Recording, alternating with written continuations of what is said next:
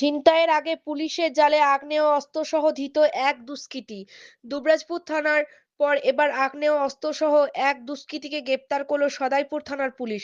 সদাইপুর থানার পুলিশ সূত্রে জানা যায়, গতকাল রাত্রে সদাইপুর থানা এলাকায় শাহপুর পানুরিয়া রোডে দোস্তাবাদ ব্রিজের কাছে দুজন দুষ্কৃতী অস্ত্র নিয়ে ছিনতাইয়ের উদ্দেশ্যে দাঁড়িয়েছিল।